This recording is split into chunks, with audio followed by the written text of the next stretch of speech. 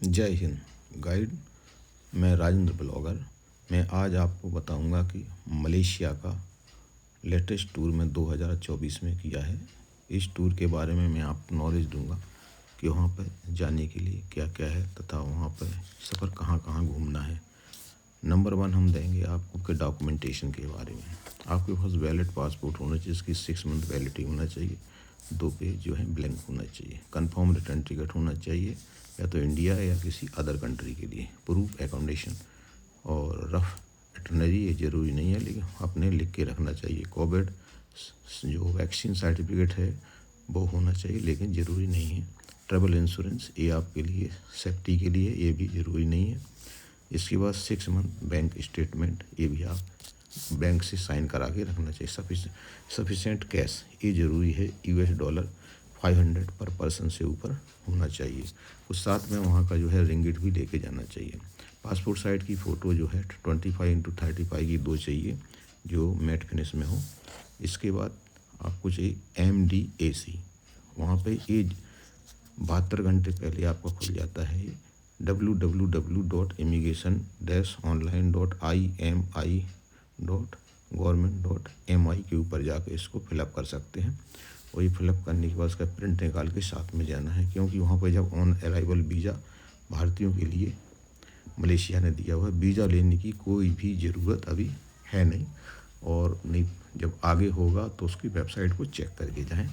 अभी जो है ऑन अराइवल वीज़ा था जो सिर्फ MDAC भरने के बाद दिखा के वहाँ आसानी से स्टाम्प लग जाती है और हमें कुछ भी नहीं पूछा, ना होटल बुकिंग ना कुछ, बहुत ही आसान हुआ था। अभी हम बताएंगे वहाँ से आप होटल जाने के लिए 2 ऑप्शंस होते हैं। नंबर 1 मेट्रोस और नंबर 2 आप अपनी जो है बस के द्वारा सिटी सेंटर जा सकते हैं, या फिर आप 4 व्हीलर का भी आप ऐप के द्वारा कुलुक के द्वारा आप जो है बुक कर सकते हैं। लेकिन मेट्रो वहाँ का थोड़ा महंगा है, इससे तो टैक्सी से भी जाने से ठीक रहता है, उसका भी लगभग उसी के बराबर पड़ जाता है। बस का सबसे सस्ता पड़ता है, बस के द्वारा यात्रा कर सकते हैं। अगला है कहाँ कहाँ जाएं। नंबर 1 पेट्रोन ट्विन टावर, जो वहाँ का मशहूर है, 9 बजे से शाम को 9 बजे तक खुलता है और जो इसकी फ़ीस 2000 है और जो इसकी हाइट है 451 मीटर और 170 मीटर पर दोनों टावर जो है जॉइंट मिलते हैं। KLCC पार्क, इसमें वाटर फाउंटेन के शो चलते हैं और इन शो को आप देखा जा सकता है, टोटली ये फ्री है। एक्वेरियम KLCC ये फिश टनल है, इसके अंदर जो है आपको 2000 का टिकट लगता है। इसमें लाइट एंड साउंड शो भी 7 से 10 बजे तक भी चलता है। और एक है KL वर्ल्ड पार्क, इसमें पूरे टाइप की जो है चिड़ियाँ आपको पक्षी नज़र आएंगे, उनको भी आप देख सकते हैं। इसके बाद लिटिल इंडिया में आप शॉपिंग कर सकते हैं। उसमें जाने के बाद हमें भारत का पूरा एहसास होता है कि जैसे हम अपने इंडिया में हों। इसके बाद है बाटू केव एक धार्मिक बाटू केव के अंदर अपना हिंदू टेम्पल से जो 72 स्टेप चढ़ने के बाद वहाँ पर आपको मिल जाएंगे और उनके दर्शन कर सकते हैं।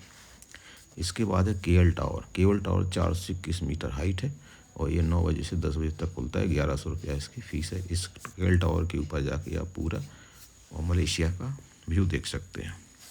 इसके बाद बुकिट विंटोंग भी जा सकते हैं, वहाँ भी आप घूम सकते हैं। इसके बाद सुल्तान अब्दुल बिल्डिंग भी है, उसको भी देखा जा सकता है। एक मेडस का स्क्वायर है, वहाँ भी जा सकते हैं।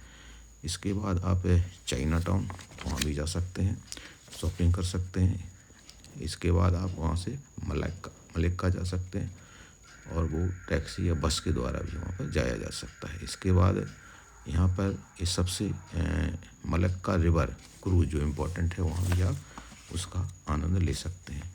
तो मलेशिया एक शांति प्रिय कंट्री है, वहाँ पे कोई भी ऐसा खतरा नहीं है जो आपको लूटने या वे वगैरह आपके साथ कोई फ्रॉड हो। और वहाँ पे एक बहुत स्वच्छ कंट्री है, कोई भी आपको गंदगी कहीं भी नज़र नहीं आएगी। ये हम जो उससे बस के द्वारा टैक्सी के द्वारा ट्रेवल कर रहे थे, जब एयरपोर्ट से अपने होटल को जा रहे थे, हमने एक तो होटल वहाँ पे काफ़ी ठीक रेट में मिल जाती है। मैं 5 स्टार में था और 5 स्टार भी 4000 से लेके आगे तक के जितने भी आपको चाहिए आसानी से मिल जाती हैं, विथ ब्रेकफास्ट के साथ। ब्रेकफास्ट बफे सिस्टम में होता है और इंडियन खाना आसानी से मिल जाता है। तो ये रहा मलेशिया का टूर और मेरा सक्सेसफुल मलेशिया का टूर रहा। और मैं 7 दिन मलेशिया कोलालमपुर के पूरे एरिया का मैंने भ्रमण किया और टूरिस्ट प्लेसेस को देखा। इसके बाद मेरा जब कोलालमपुर का पूरा जब टूर ख़त्म हो गया था तो उसके बाद हम उसका एक छोटा सा आइलैंड है लंकावी, तो लंकावी अवश्य जाएं। लंकावी में कम से कम 3 दिन आप स्टे करें। वहाँ से लंकावी जाने के लिए फेरी या फिर फ़्लाइट का रेट बहुत सस्ता पड़ता है और जो 1.25 घंटे के अंदर आपको लंकावी कोलालमपुर से लंकावी एयरपोर्ट पर उतार देगा। तो मैंने वहाँ से फ़्लाइट लिया था मलेशिया एयरलाइंस के से मैं लंकावी पहुँचा था और 3 दिन में वहाँ स्टे हुआ था। अगले वीडियो में मैं आपको लंकावी का पूरा विवरण दूंगा तथा लंकावी में कहाँ कहाँ घूमें और कहाँ पर ठहरे। तो ये रहा हमारा कोलालमपुर का पूरा टूर।